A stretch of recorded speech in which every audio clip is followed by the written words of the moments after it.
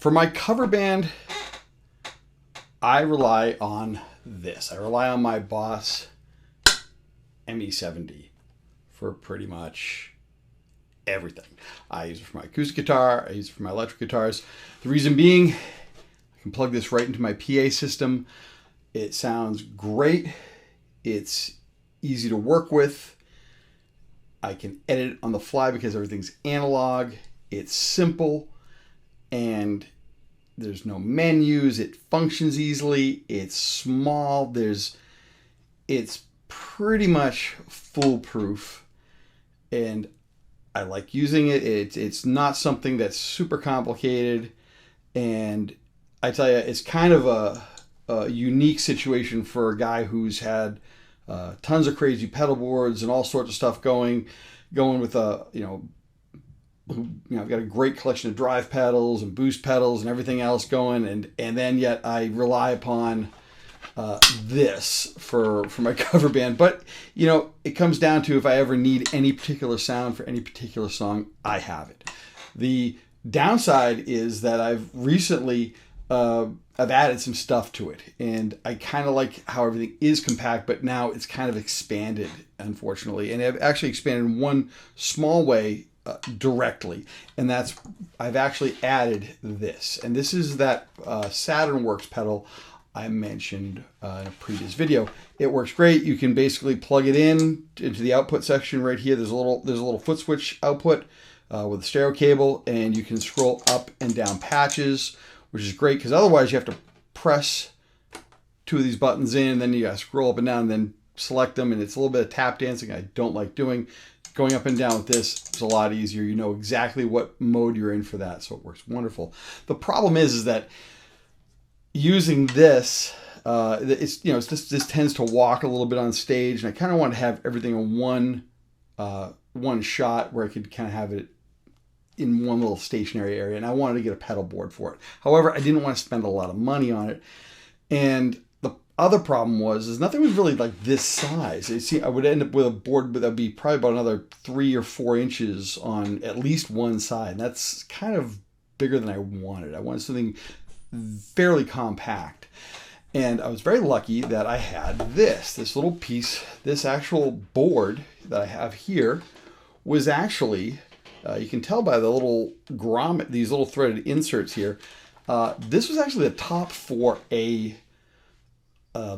like a little filing cabinet, a very inexpensive home office filing cabinet that was not that great. But when we got rid of the filing cabinet, I remembered that we were disassembling it and going, man, this is actually kind of good for like a pedal board. This would be great.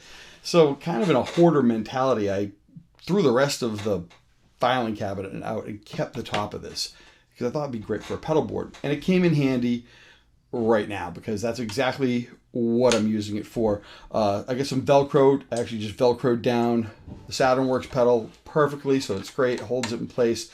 And I found a similar attachment for the Boss ME-70.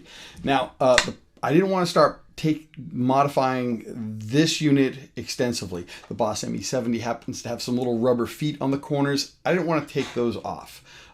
Also, if I took the rubber feet off and just threw some Velcro there, there's a problem. All the screws that hold the bottom plate on are screws. They're cap screws, and they sit proud. So if I put just Velcro on there, the Velcro would not be sitting proud enough to give full contact. The screws would actually be pushing the Velcro up, and actually wouldn't get a full grip of the Velcro. It'd be kind of like hanging on by threads, essentially. So what I got going on was I got a couple little spacers.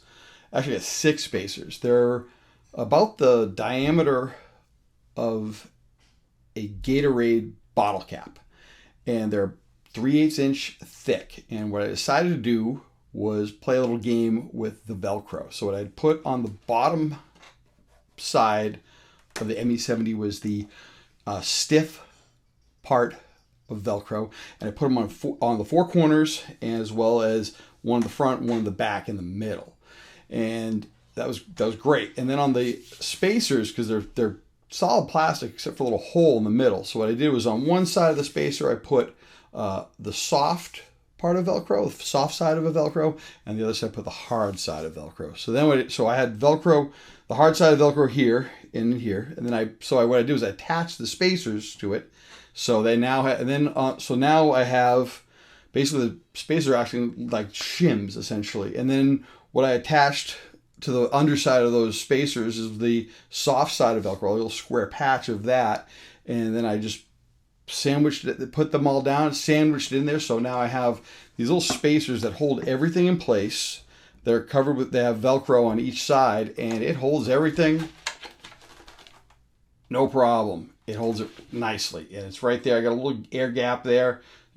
I'll get a good, I'll get a good B-roll, as they say, so you can see how that worked out on that front. So you can see how everything kind of the sandwich of Velcro and spacer and Velcro to the board itself worked out, and that was a really great and very simple fix for something, and it cost me about $12 because the spacers were about $2 a piece, and I got them at the hardware store. In that little part of the hardware store, you just pull out the drawers and you find weirdo little onesies and twosies if you wanted, if you need like screws or little grommets or something that's just kind of unusual that you only need one or two of. That's the part of the hardware store you want to check for stuff like that. And I always recommend, if you have a need for something very strange, that's where you want to go to check that out. Now, I want to talk real briefly also that here's the typical YouTuber plug. Yeah, about 97% of you aren't subscribed. If you could do that, that'd be great. Hit the subscribe button. That way you'll know when I put up a new video. And, if you're catching these videos, great. But, the YouTube algorithm is only going to keep throwing these in there for a period of time until something else in your search pattern and the algorithm starts finding you stuff that other things you are interested in, and you might start missing videos. So if you hit the subscribe button, you won't miss out on any of the videos. You can also like this video, which I really would appreciate, and you can share it as well too. So that'd be wonderful. Now, the next thing that I ran into that was a problem was, now that this was on a board, I couldn't get this assembly into my gigging backpack. This actually, the ME-70 fit in nicely in my gigging backpack, barely, but it did fit. And so now it's not going to fit. So I had to start looking around. I am a bagaholic. I tried to find a good duffel bag, a carry bag. Didn't have anything around the house that I could repurpose, unfortunately. I started looking at things like Pelican cases that would be an appropriate size. They're fairly expensive. I started then working my way down to the less expensive Pelican style cases, working my way down from ones that were, again, higher quality to the ones that are lesser quality, to the point where they're closer to knockoffs and really cheap copies. And even the cheap copies were too expensive. I mean, they're about a third of the price of a Pelican case, but a Pelican case can be $300 and a knockoff could still be $100, and I'm not going to spend $100 for something that's not going to be a decent quality. So I decided to go with a case for an 80s style Panasonic camcorder, like the big style home movie camcorders that people would take on vacation, back in the day. I got this a long time ago. I put it aside. It was from a neighbor had one of these in a storage unit. I was able to get a hold of it, which was great. Didn't need the camera, but I really liked the case. I thought the case would come in handy for storing gear, which I thought would be wonderful. And I realized, hey, I wonder if I have something else in the closet that might work to store my new pedal board. Well, I do. So what I decided to do is I got some acoustic foam. Got that on Amazon. You can get it for relatively cheap, and I just cut it down to size. I did some really rough cuts on it. Real basic. The cuts up here are a little on the rough side. If you're going to cut this stuff, I found out the best way to cut acoustic foam is use a like steak knives or butcher knives, like, like that type of thing. You don't need to use like an X-Acto blade. Scissors sometimes they get a little jagged, but I used almost like a butcher cleaver type knife to do it, and I actually had that set up and it worked great. I cut it just big enough where it's not going to fall in there, and it works great. It actually, everything fits in there wonderfully. I can fit some cables in there as well too, and it's fantastic. So yeah, everything fits in there nicely. It's great. I can have closes really well. Latches, that was very loud. So it works wonders. This is something that I didn't expect. This whole operation cost me basically, I think, $25 for the foam and $12 for the spacers. So I'm into it for just under $37 with the taxes and shipping and all that fun stuff. So really great.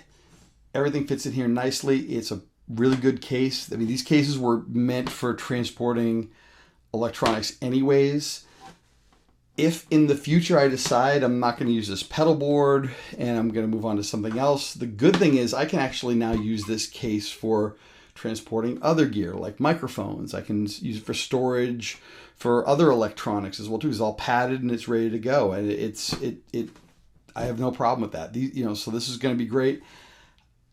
You really can't beat it. And if you find it, this is kind of a great example of if you find a use for something to repurpose it, it's kind of a cool thing. It's tough because you don't want to have to go seek something out and spend a lot of money, especially if you're repurposing it. Hopefully it's something that you've had lying around. But the problem is if you have something lying around and you have something lying around a lot, it's almost like you're a hoarder, and you don't want to be doing that, because if you don't use the stuff, that's where it kind of draws the line. So I'm glad I was able to use this after it's been sitting around in my closet for 3 years as well. On both items, for the case and the board had been sitting around for definitely since about 2019. So this is a great way of reusing this stuff, and I couldn't be more pleased. I actually used it this past weekend, and it works wonderfully. And I'm happy that I was able to put something together that was suited my needs, and I didn't spend a ton of money on anything. And that's great. Oh, and if you're wondering why I don't have any power supplies or anything like that for here, I'm just using a one spot to run this, because that's what this works off of. And it makes things a lot easier because I don't have to worry about anything special. One spot power supplies. I've got three of them floating around. I have one at practice. I got one in my bag. I've got one here. They're always great. They run so many pieces of equipment. They run pedal boards, and there's so many other pieces of guitar equipment that work off that 9-volt negative center pin 2.5 millimeter diameter adapter. They're great to have, so I don't have to worry about anything specific. So that's one, and even better because I have this pedal board on spacers. If I need to pry this thing off, I can throw batteries in there if I have to. So I'm in really good shape to have this fully flexible for whatever I'm going to use this for in the future. So yeah, this is a great little setup. I think I'm a little bummed. You might be a little bummed out I didn't do like an Adam Savage one-day build showing you the whole process of cutting all this stuff and putting this whole thing together. But I'm not set up for doing those types of videos, and it would take. I'm one of those guys when it comes time to make something, I just kind of want to dive right in and do it. And I think setting up and doing videos and commenting on it as I go through it, unless I've done it a million times, I don't really want to videotape my mistakes on stuff like that. So, but again, if maybe if you guys have come up with some DIY method for your pedal boards or something like that, let me know in the comment section below. I would love to see what you've come up with, because it's really got a wonderful sense of accomplishment when you come up with something that you've made and you didn't have to shell out money to some other entity or some other company. And it's got the sense of accomplishment. It's that sweat equity, they call it. And even better is when you've actually had something you put aside and you're using it and you repurposed it. You say, oh, that'd be kind of cool to use it for something down the line, and you're actually using it. So yeah, let me know. I'd love to hear what you guys have done with that as well. So anyways, thanks for watching. I'll see you soon. Take care.